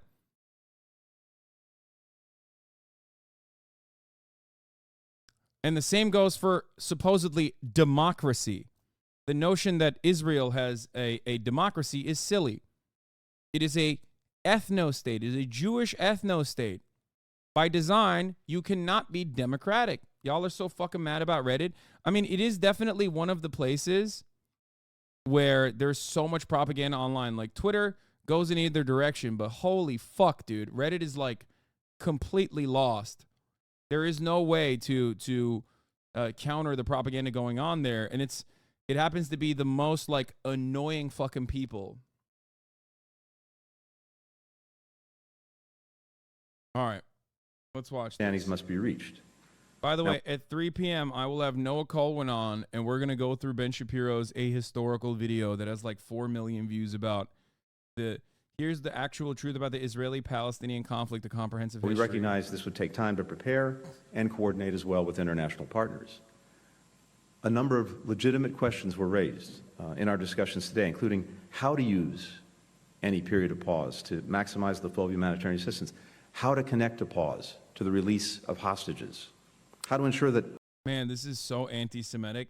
Yo, Blinken better be blicked up, dude. He speaks, he keeps talking this anti-Semitic game, dude. I don't know. Hamas doesn't use these pauses or arrangements to its own advantage. These are issues that we need to tackle urgently, and we believe they can be solved. We've agreed to have our teams continue to discuss practical solutions. I've instructed our special envoy for Middle East humanitarian issues, David Satterfield, who's been doing remarkable work here over the last couple of weeks, to continue these discussions. Ultimately, we believe this can be a critical mechanism for protecting civilians while enabling Israel to achieve its objectives of defeating Hamas. Anthony Blinken emphasizing those issues of humanitarian aid, a possible pause. Those are issues which matter to Arab leaders across the region. And now that his talks in Israel have finished, the U.S. Secretary of State Anthony Blinken is heading to Jordan, where he will meet the Jordanian foreign minister. Jordan, of course, has already pulled its ambassador from Israel. Well, let's look at the other top speech this hour by the leader of the Iranian-backed Lebanese group Hezbollah. He delivered, Hassan Nasrallah, his first public speech in secret since the beginning of the Israel-Gaza war. It was a speech that was widely anticipated and quite a lot of concern that his address could inflame passions and be a catalyst for a wider conflict. Sheikh Hassan Nasrallah said in his 90-minute speech, said the attack by Hamas, which, like Hezbollah, is a designated terror group by the British and American governments, was, in his words, right, wise and courageous and at the right time. But he emphasized that the battle was 100% Palestinian, and it was for the Palestinian people and did not relate to any regional issues, in effect saying that pushing back against accusations that Iran, Hezbollah's closest ally, was behind what happened in Gaza. But the Hezbollah leader did warn of the possibility of all-out war was, in his words, realistic. We didn't broadcast that speech live, but we can bring you an excerpt. Let's take a listen. This is the first operation which has been a historic point and blessed point. This was a Palestinian decision, 100% and supported by the Palestinians, 100%. Hassan Nasrallah. And all right, so let's just go through it. Seamus is really good, obviously, and he broke it down for everybody. If you don't want to watch the entire thing, because like the translation is like kind of rough and hard to listen to. Yeah, he has a Herman Miller. Hassan also has a Herman Miller, just as I do. Okay. Anyway, speech from Nasrallah is starting off with an obviously somber note, making sure to mention all the groups in Lebanon who have had fighters killed by the IDF, and also includes mentioning the journalists targeted by the Israeli artillery in South Lebanon. Nasrallah gives assurances to the families of the dead that they should be comforted by the idea that those who were killed by fighting for Palestine died for, from a human perspective, from an ethical perspective, the most clear battle in the world. Nasrallah, by the way, for those of you who don't understand, like, Nasrallah is an incredibly important political figure in the Islamic world. Okay, like this person is a pivotal figure in the Islamic world in general, in any kind of in any kind of movement against like Western imperialism in general. So the reason why this speech was important was basically the most important non-Shia voice outside of Iran. So no, he's not just in Iran. He absolutely is. No, he 100% is important. What the fuck are you talking about? Non-Iranian Shia voice outside of Iran. He is an incredibly important voice. You're absolutely incorrect.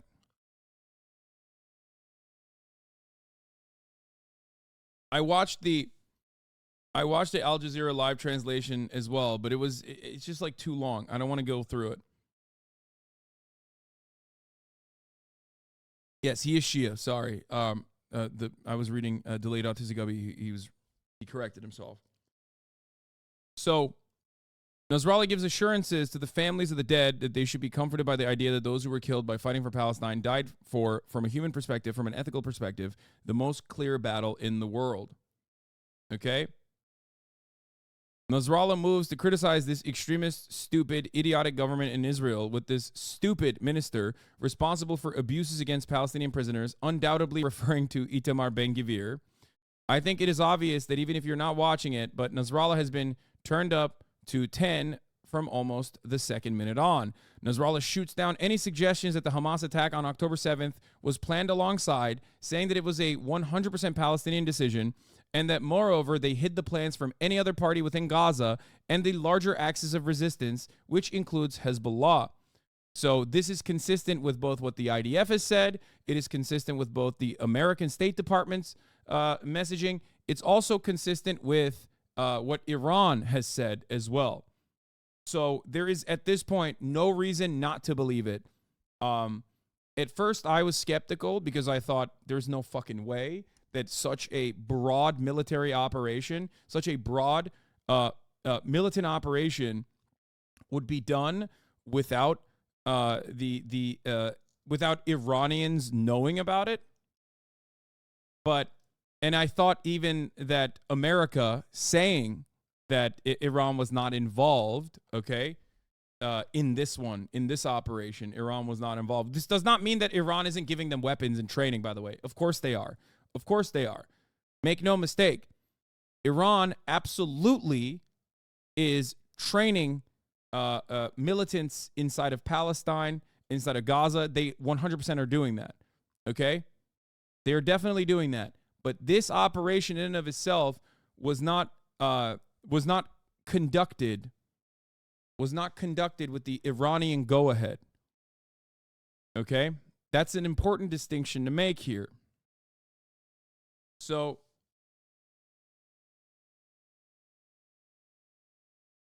in Lebanon, Shia had the image of shoe shiners and were historically the poorest in the country. Shia in the country view Hezbollah as not only the power that removed them from Israeli occupation, but they also experienced immaterial improvements under Hezbollah as well. I don't like Hezbollah, but just explaining things. No, I mean, I think it's a pretty valid take.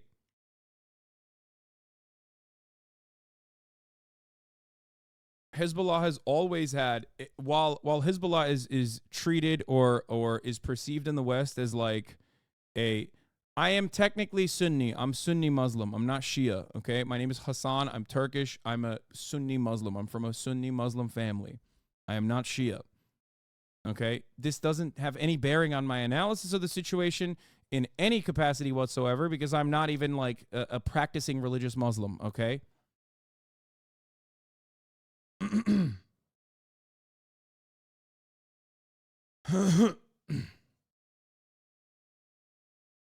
So,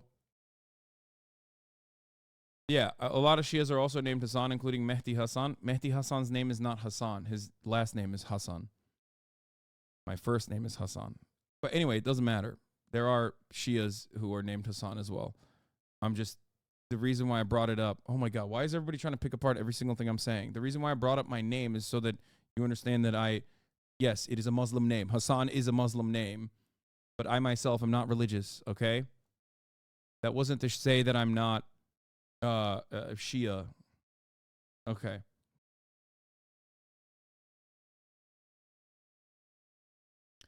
Yes. Hezbollah in the Muslim world is praised because of its emancipatory results from the Israeli regime. Exactly. Israeli occupation. So Nasrallah says the choice for Hamas was either to act now or to accept the West Bank and Al-Aqsa to be lost and Palestinian prisoners inside Israel to all die, and that Hamas anticipated Israel's massive response to its attack. Nasrallah brings up the testimonies of survivors of Hamas's attack on settlements around Gaza about how the IDF ended up killing many Israeli civilians in the initial counterattack on October 7th, possibly referencing the report made by Electronic Intifada. This is still held in question. We still don't know. The only testimony we have is from Yasmin Parat, who was one of the Israeli victims on October 7th that survived, one of the Israeli survivors from the attacks on the kibbutzim. She spoke to the Israeli state radio broadcast, and that broadcast has now been completely fucking lasered off of the internet. It is, that there is definitely a very clear cut. There's definitely a very clear interest in just trying to communicate October 7th as like as clearly as possible, trying to message around it as clearly as possible. This does not mean that October 7th wasn't brutal. I'm not saying that like I'm not saying that the Palestinian militant movement was Palestinian militants were not shooting random civilians. They absolutely were. Okay, they were 100%. Anyway, let's continue. Nasrallah brings up the multitude of different goals Israel has set to destroy Hamas or some wing of Hamas, and brings up that Israel set similar goals in 2006 during its war in Lebanon for Hezbollah and evidently failed. Nasrallah mentions yesterday's video of the Hamas fighter running up to the Israeli tank and placing an explosive on it, and asks, how will this army, the IDF, fight in such an environment? Which they won't. They won't. No matter what happens, if they withstand like any casualties, they'll just go back and keep fucking bombing civilians and blow up ambulances and shit.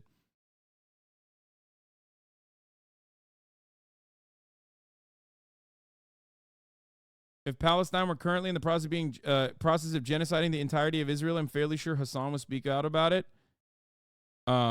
I'm pretty sure the dude just doesn't enjoy genocide. Yes, 1,000,000%. If the roles were reversed, yes, I would absolutely be speaking out about it. If there was a dominant Arab Muslim population that had pushed a Jewish population that lived there into fucking ghettos and was routinely bombing them and engaging in the act of ethnic cleansing, that America was like somehow also funding and facilitating this ethnic cleansing, I would absolutely be against it. Of course. Yes, I am and always will be anti-genocide, okay? Nasrallah calls out the focus on false reports of children being beheaded by Hamas when it is being largely ignored that there are children who are being shredded apart in Gaza. Nasrallah commends correct and courageous attacks by resistance Axis fighters in Iraq against American military installations. As he says, the war in Gaza is entirely America's decision. This is also correct. Nasrallah says that those who remain silent about Israel's war on Gaza should reconsider their humanity if they're really humans or not, and their religion if they belong to a certain religion, and reconsider their honor if they believe they have any honor. Nasrallah specifically mentions that the victory of the Palestinians is in the national interest of Egypt and Jordan, the first two Arab countries to have made peace with Israel. Nasrallah just took another drink of water, and the crowd has launched into chants of Labaik Ya Nasrallah, here I am at your service, Nasrallah. Nasrallah says that many people expect him to announce that Hezbollah will start intervening today, but reminds viewers that they started fighting the day after Hamas attack despite their surprise at the attack itself. Now, this is important because it shows the level of response that Hezbollah will engage in, which means it's not going to be like a real retaliation in the way that Israel has been afraid of before. Like, Israel has always had to regulate its actions in the Gaza Strip every time it does a siege, because there's always a fear of another front opening up, right? This to me indicates that another front is not opening up in northern Israel. As I said,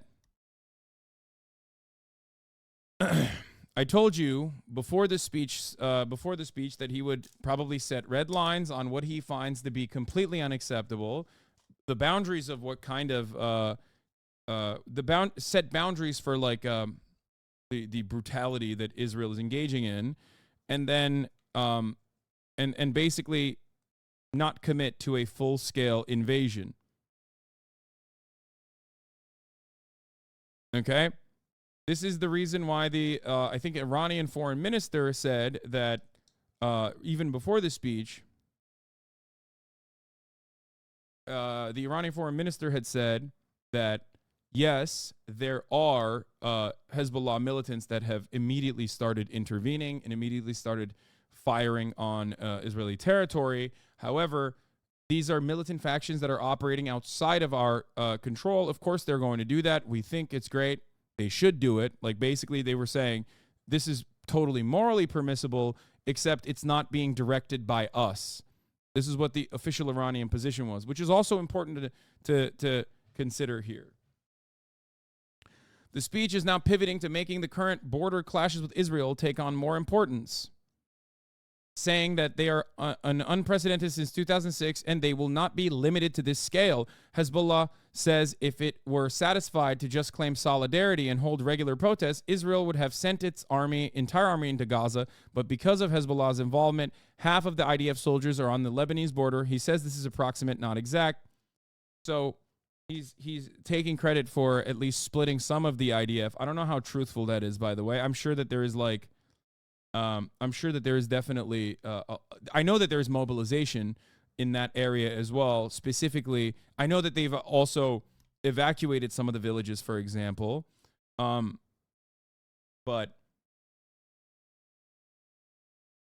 I mean, it does seem like he's saying, like, we're pulling.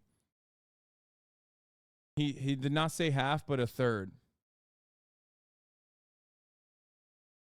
Nasrallah says, the blood spilled by Hezbollah and Hezbollah allied fighters in the south thus far sends a message that you, Israel, will commit the biggest act of stupidity in your life if you do this.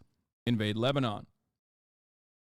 Nasrallah uses that eternal phrase, we love an American foreign policy. All options are on the table. It's absolutely an applause line here, though. The crowd is going nuts.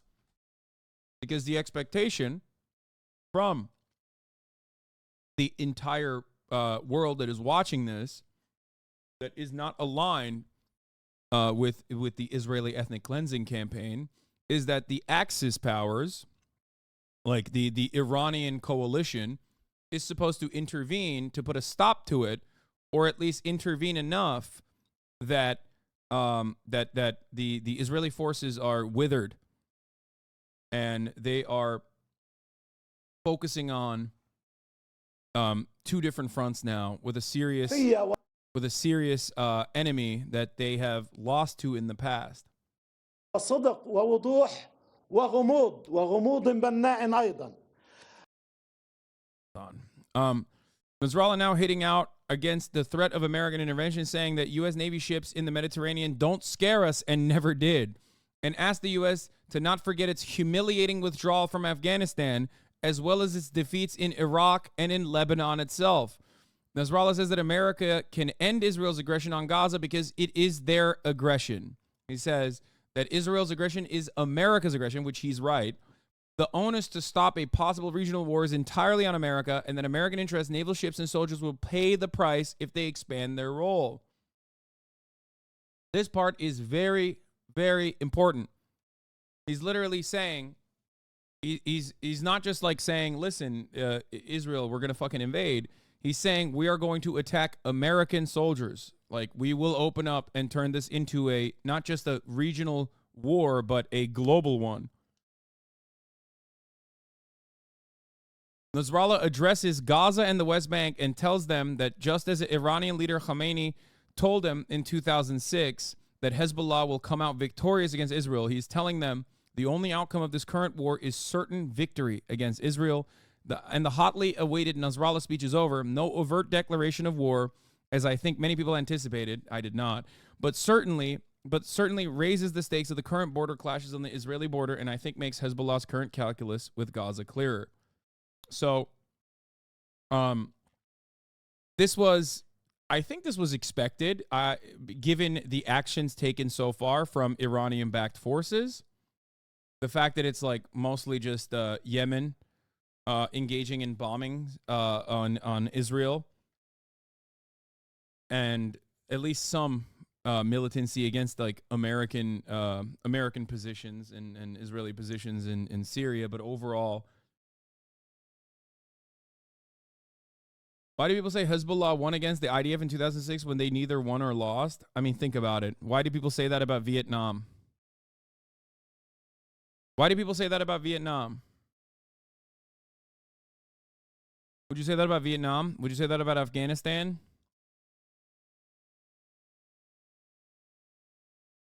So is Hezbollah Lebanon's army, or is it a terrorist group as the United States claims?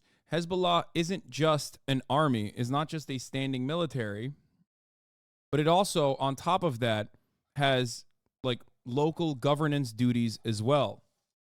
Not dissimilar to how Hamas operates in Gaza. Hamas has a military, a standing army, alongside other standing militant groups as well.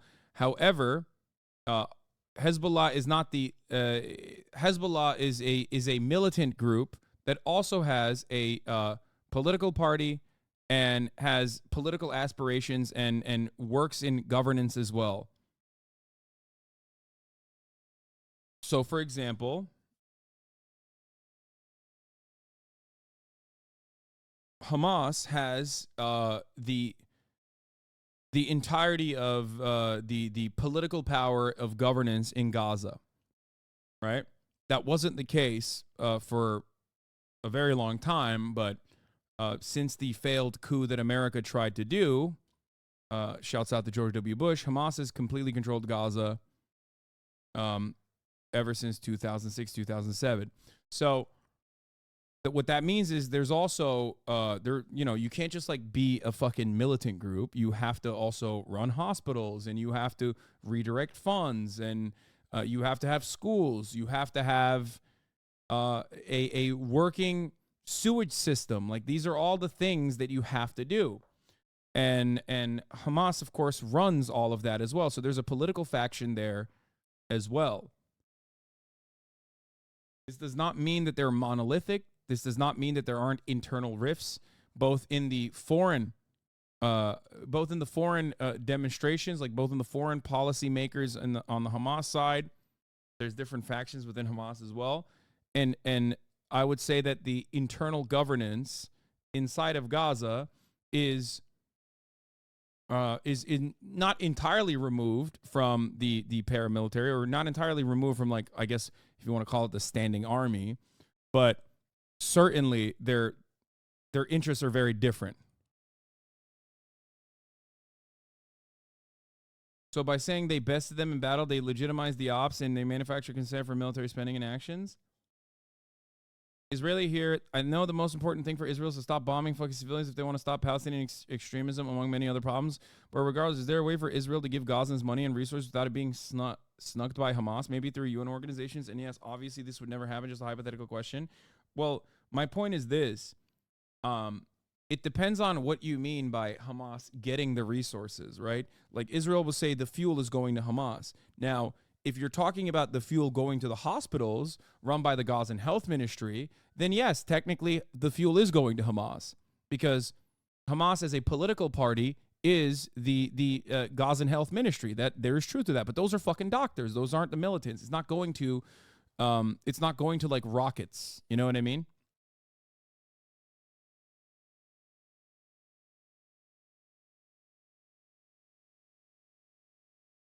So no matter what you do, because this is the environment that Israel has created, it's one that Israel also personally understands is one that they have to like work around. It's really strange because, like, in times of siege, Israel will go, everyone's a Hamas target, everyone's a viable target. That's why we have to kill every single person. But in times when there's no siege and there's just simply an occupation, of course they work with like the politicians to a certain degree, knowing full well that some of those funds will end up in the hands of militant groups as well.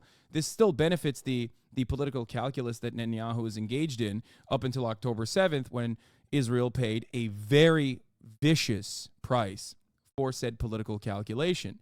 That political calculation turned into a miscalculation the moment that this endless cycle of like ritualistically humiliating and effectively neutering the collaborative entity that represents Palestinians by showing Palestinians, if you collaborate with us, you are the Palestinian Authority. We are going to do nothing for you. We're going to keep killing you. We're going to keep fucking you over. We're going to keep taking more of your land. We're going to steal it. And there's nothing you can do about it. And there's nothing the Palestinian Authority can do about it. Pushing people into the violent emancipatory side, understanding that, okay, well, there's no other option here. There's like no other option. We're trying to fucking collaborate, even though you're spitting in our fucking face and killing us. And, you know, I guess like there's no way to retaliate. So Hamas's goals overall on October 7th, and it's not just Hamas as well. This was militant factions across the board. Their goal overall was to basically say, at least my assessment on the situation was that we're done. There's no more Western support. There's no more fucking possible support from anybody else. Israel has to understand that there is a price to pay for the endless occupation and the endless brutality that Palestinians are subjected to in the West Bank. There has to be a response for it. And the response was bloody, and the response was brutal. The response was ruthless. Okay? But never forget, it is always the occupying power that sets the standard for brutality. Because like I always repeat, the first intifada was fought with rocks and fought with strikes. The second intifada, at a time when negotiations were ongoing, where the Israeli government was openly humiliating and withering away Arafat's political power amongst the Palestinian population deliberately at a time when the more militant factions like Hamas recognized and openly stated the only way to fight back is through violent means. Okay? Israel had all the power to show the world and show the Palestinians that, yes, we can and will collaborate in good faith with those who are opening up their hands and meeting our demands, no matter how fucking unreasonable and how utterly unjustifiable those demands were from the Israeli side. Arafat said yes to everything, pretty much. Every step of the way. Damn, this guy's good.